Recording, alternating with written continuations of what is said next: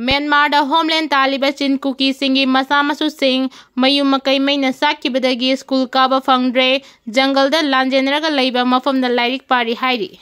Ministry of Home Affairs na sinduna Manipur gi irang loisinaba Meitei amasung Kuki zogi CSO singa Delhi da wari sanaba hokre irang loisinaba MSN na puthurokpa point taruki wafam Kuki zo sina yaningdaba phongdorokpadagi lekhai takidre. Haukiba sahi lising ani kulhumdoi gi me ahumdagi hauna Kuki zo singna Meitei singi mathakta khangaudana landarakpadagi thokiba misimina aso apan kaya nangkibagi mathakta yum kaya mai thaduna amangata thowankibadagi matung tarakpa oina Meitei amadi Kuki zo anigi marakta lakiba sahi ani mapung faraba conflicts ase loisinaba Union Home Minister Misagi lamding makhada Ministry of Home Affairs na sinduna ngasidagi hauna Meitei amadi Kuki zo civil society organization singa paminaduna New Delhi da wari sanaba hokre adubu Ministry of Home Affairs na puthorakpa point taruki wafamda Kuki zo organization singna yaningdaba phongdorakpadagi wari sanaba adu loisinba ngamkhidre karamba matamda amuk hana wari sanaba haugadagi haibadu su khangba ngamdri hiram asigi matangda press na phangba pauna hai wari sanaba adu ngasi ayu pung 13 tabadagi nungthil pung 3 phawba Ministry of Home Affairs ki office da pangthokki. Meitei singi maikaidagi All Manipur United Club Organization amuko gi mihut ahum amadi Federation of Civil Society Force gi mihut ahum aduga Kuki zo Council gi mihut taruk aduga Jomi Council gi mihut ani punna nipan saruk yaki hairi.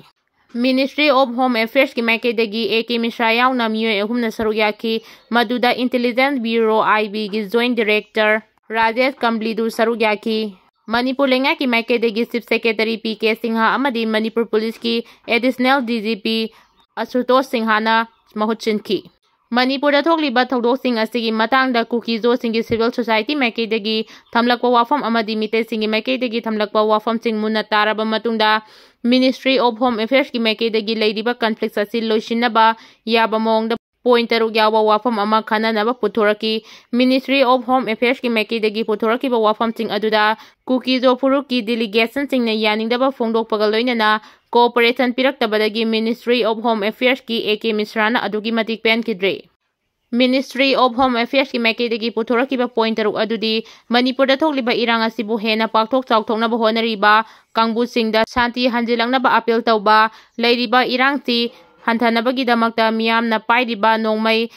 deposit tawnanaba Manipuri governor na thangkiba wafamda ayaba pibaga loinana cooperation piba state sida mahusagum ingtapna shanti hanjilangnabagi damakta national highway amadi state highway singda apanba piduna miyamda wahaliba asi khudakta leptuna laingak sasan tawhanba haibasini irang asina maram oiraga mayum makai mai thadok pikraba displaced person singbu amuk hanna masa masagi mayumda hanjinaba laingakna security arrangement ga loinana honarakpada ayaba piba conflicts manungda sokraba mafam sing athuba matamda development ki thabak paikhat pinaba Manipuri governor da appeal tawba amadi leiriba conflicts asi tung koina shenaba yaba mongda waroisenama puraknaba government of India ga loinana community khudingmaki punna wari sanamidaduna loisinaba hotnaminaba haiba wafam asi puthorakibani. Ministry of Home Affairs ki maikaidagi puthorakliba point taruk asida Kuki zo Council amadi Jomi Council na yaningdaba phongdorakpadagi ngasidagi haukiba santigi wari adu loisinfam waroisin purakpa ngamdabata natana lekhai tadana loisinkhre karamba matamda amuk hana Ministry of Home Affairs ki wari sanaba haugadagi haibadu khangba ngamdragasu chaliba April tha asigi aroiba sarukta amuka hana wari sanarakpa yabagi thajaba leiri.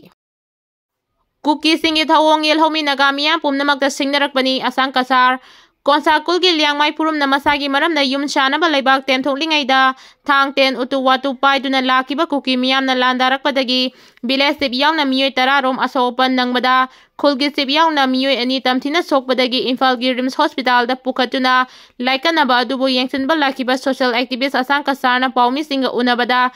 Kuki singna tatana satharagliba thawong asi yelho purup oiriba nagamiyam pumnamakta atamnana singna bani Kuki singna logi wangmada satharagliba thabak asi ngakpiba ngamloi haina phongdokre mahangna makhatana phongdokibada thawdok asi yamna thowaningdaba laibak thiba thawdokni chumna wari sanaba yadaba khudhekta yaurakpa haibasi laibak thibani hauding Manipur da oiriba tangdu leitadaba phibam leidingaida atoba laiminariba purum maselgi marakta hena irang chawthoknaba sinmani nagamiyamgi customary lawgi mayokta Kuki singna chatharagliba thabak asi makhogi kari warep leibano haiba khangde asigumba thawdok asi amuk hana thoktanaba hotnaminasi athubada nakal anigi marakta wari sananaba hotnasi haina asang kasarna makhatana phongdokhi. Amaromda Romai Naga Council Imphal gi Vice Chairman Athon Gangmaina Paumi Singda Thogdoktuga mari leinana phongdokhibada Kuki Purumna itatadana Naga gi khunja singda khutharakpagi thabak chatharakliba asida Naga gi naha singnasu laman kumbagi wakhal laklabadi hena chauna thokaningdaba achauba lanjau ama thoklakpa yai pamdaba thodok sing thoktringai mamangda wakhal khanthaduna lephobana chungani mamang thakta chunga sigi thodok asigumna anirak ahumlak kuki singna sangsilaktuna khanaba haurakpagi thodok leikre adubu khul thangnana leminabani haiduna makhatana taunadana warning kaya tawkibasu leikre adubu makhatana amuk tawraklabadi Naga naha singna fathaba ngamlaktabadagi pamdaba thodok sing thokloi hainingai leite haudik iramda masida thokliba furup anigi lanasi khara nemthakibagi mami uba phanglingai nahaunana amuk anauba irang ama thoklaknaba honnabagi thausil asi laibak thibani Romai Naga Council gi maikeidagi ngasigi thodok asi akanma mawongda condemn tawi hainasu phongdokhi.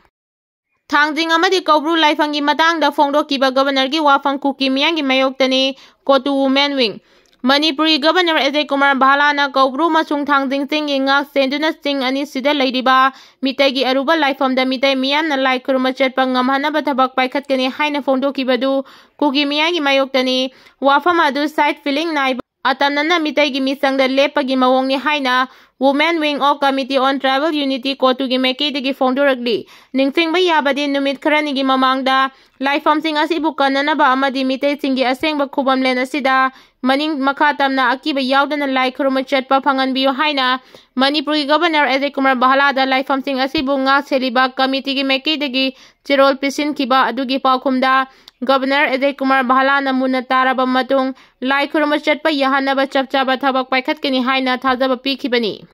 Thawong asigi matangda Kotu gi Women Wing na thadorokba press statement amada Manipuri Kaubru amasung Thangjing chingbu maira paibisingna lai khuruma chetpa matamda asoi angam yahandana chetpa yahangani haina thajaba pikiba adu atanana community amakhaki penaba phongdokiba wafamni asigumba thawong asina haudik thokliba communal conflicts asida hena makha sangthanaba thawong oigani Meitei singna Kaubru amadi Thangjingbu makhoigi asengba laifamleni haina irang manung asida chatnaba thawranglakliba asigi karisu wahanthok leite asigumba phibamsida hena mineng changbagi mahuta Governor na church Chahum amadi Kuki yum 5,000 rom irang asina maram oiraga maithaduna manghankiba asigidamakta khunda laita hanaba amadi Kuki miyamda compensation fanganaba honaba romna mineng changadabani haina phongdorakhi. Governor gi mathaudi miyangi punsi lantum amadi ainbu ngak senmani kanglup amagi